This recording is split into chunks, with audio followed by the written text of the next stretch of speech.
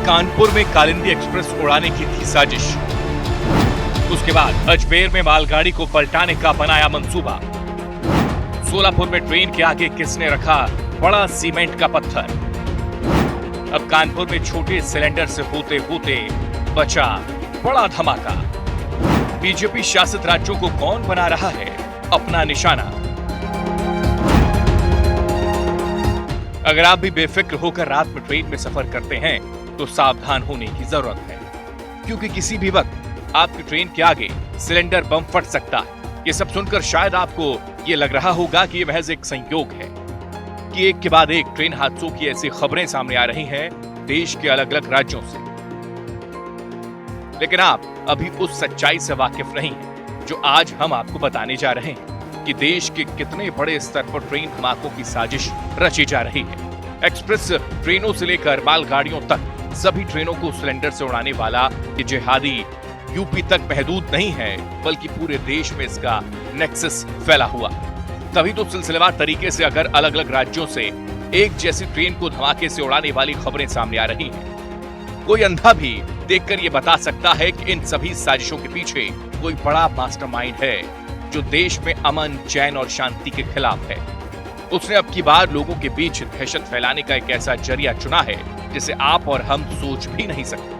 जिस ट्रेन में लोग आराम से सोते हुए अपना सफर बिताते हैं, अब उस रेलवे पर किसी आतंकी की निगाहें आ टिकी है। तभी तो यकायक उत्तर प्रदेश के कानपुर, राजस्थान के अजमेर, महाराष्ट्र के सोलापुर और एक ही महीने के भीतर दूसरी बार यूपी के कानपुर से ही ऐसी खबरें सामने आई, जिसने देश के एनआईए, सीबीआई, एसआईटी जैसी बड़ी बड़ी एजेंसियों के कान खड़े कर दिए।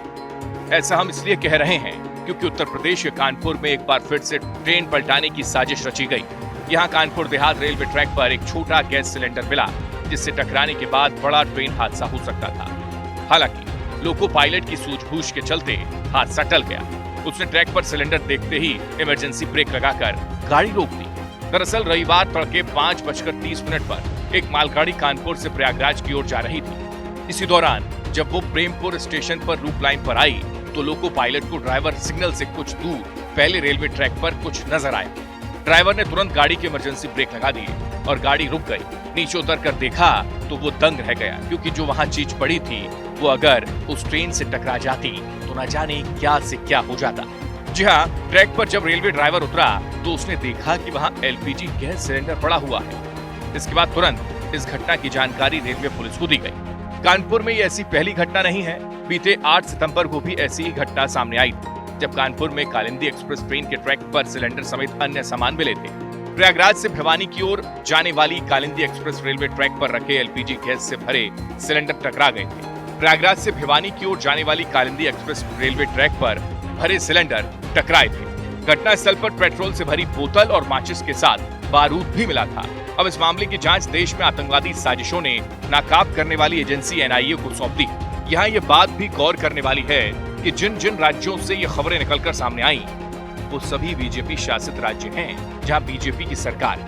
सवाल ये भी उठ रहा है कि क्या इन हादसों की साजिश इतनी सोच समझकर की जा रही है कि अगर कहीं धमाका होता है तो बीजेपी की इमेज को ठेस पहुंचे। सवाल ये भी है कि आखिर इन ट्रेन उड़ाने वाली गैंग के पीछे मास्टरमाइंड कौन है।